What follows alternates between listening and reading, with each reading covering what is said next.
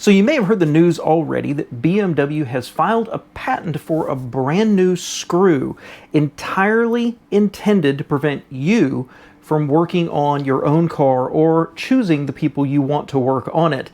I think this is part of a much bigger issue in our automotive society right now, and also I think this is a tempest in a teapot, as it were. Welcome back to All Cars Reacts to BMW's Screw You. Please excuse my attempt at humor there. But you've probably seen this. It's been all over the news the past few weeks, people doing renderings of this screw that BMW has filed a patent in Germany for a brand new screw intended for structural or semi-structural uses. Think about like attaching your seat to the car. And what it is actually, I think it's very brilliant. It's beautiful, is what it is. It's not a Phillips head, it's not a Torx head. It's actually the BMW logo, the BMW roundel, with two quadrants void where you can stick in a tool and unscrew it. And of course, because it's BMW, they do emboss BMW around the edge of it, just so you remember what kind of car you actually bought. Now, the intention here is pretty obvious. They want you to take your car to certified people, qualified people that they can control, and where they will argue they can control the quality of the work being done, because only those locations will have the tool available. I've read on some forums that BMW likes to take the VIN, they have to call in the VIN to BMW to verify that that location can actually receive the tool to even do the work, and of course has to be a location that actually is authorized to work on BMW cars. The effect is that for you and me, if we had some work we wanted done on a BMW, if this comes to pass, and later down the road we have a BMW, we may not be able to take it to our local body shop. We may not be able to take it to our local mechanic because they won't have the tool and they can't get it from BMW because they're not authorized. So BMW will spin this as a way to control the quality of the work, and the companies, the dealerships perhaps that are doing the work, while ultimately just trying to control you and your ability to choose where you have your car worked on. As I said, this is part of a much, much larger issue in our society. It's been going on for years, and it's called the right to repair. Think about cell phones, but also our cars, that manufacturers will actually control who gets the instruction manuals, the equipment, or the code to update and repair our machinery.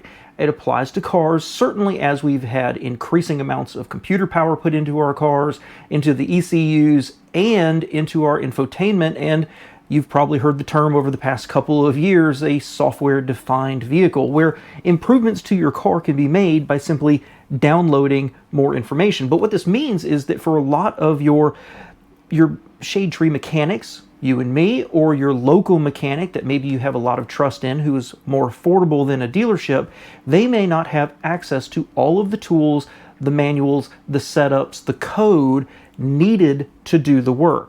This has become a bigger and bigger issue, and it's thankfully become an issue at the legislative level, but maybe not really hit the mainstream news of what's hurting the cars that are becoming our used cars these days. There's multiple states that have passed right to repair laws requiring manufacturers, whether it's General Motors, whether it's BMW, or whether it's Apple Computer, to provide the tools and the manuals and everything else to repair centers, third parties, at a reasonable, fair cost, to make it available just like they would to a dealership in this case. It's stalled at the federal level right now. There is a bill that has been proposed out there. It's been sitting in a committee since February of 2025 to do basically the same thing, but it stops short of one important issue, and that is you modifying your own car. So it does give you the right to go to a mechanic to have things repaired, but if you're in the tuning crowd or you just want to do improvements to your car, SEMA does not back this bill because it doesn't give them and their members the right to have access to these tools as well. I think this is a gigantic issue because what you're going to have is closed ecosystems without, I'm not a fan of additional legislation basically ever, but this is important because we have millions, tens of millions of people buying cars that in 5 or 10 years, they may be locked into going back to the dealership and paying whatever the dealership feels like charging them. That it's removing competition by doing this. Now, specialized tools have been around for a long, long time. My earliest cars were 70s that I remember working on, and I remember having a Chilton's manual or a Haynes manual, and having a difficult bolt or a nut to reach, and it says, recommend GM tool 123, whatever it happens to be. But that's a different creature. That is, the constraints mean they had to design a special tool just to be able to access it. But you could still go get that tool.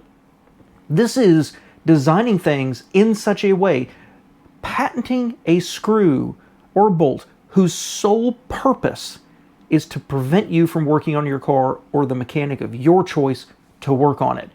I have a major, major issue with this, and I hope it embarrasses BMW down the road. But ultimately, after all of this, and as excited as I can get about the right to repair, and that, well, that quote that you may have heard as well, that in the future nobody will own anything and we will all be happy. Well, I don't live my life that way. I buy, I pay cash when I can, and I keep it for a long time. This is directly against my entire worldview of owning products. But it may be a big nothing of an issue in the long term, because let's say BMW does start producing this screw. They start producing this, they start using it in their cars, and only authorized dealers are allowed to buy the tool, the screwdriver, the socket, whatever it is, to use it. It's only going to take one person in China to get a hold of that screw and then go create a knockoff for about 50 cents. Certainly in a nation that has such, let's say, lax enforcement of patent rights, of intellectual property, you will be able to buy, if BMW does this, you will be able to buy a tool for it within a year on Alibaba. It's a big issue to me, but mostly just theoretical, hypothetical, moral issue. But in the long term, I just don't think it's going to matter one way or the other, and maybe a waste of money for BMW. Let me know your thoughts below, guys. I appreciate you being here.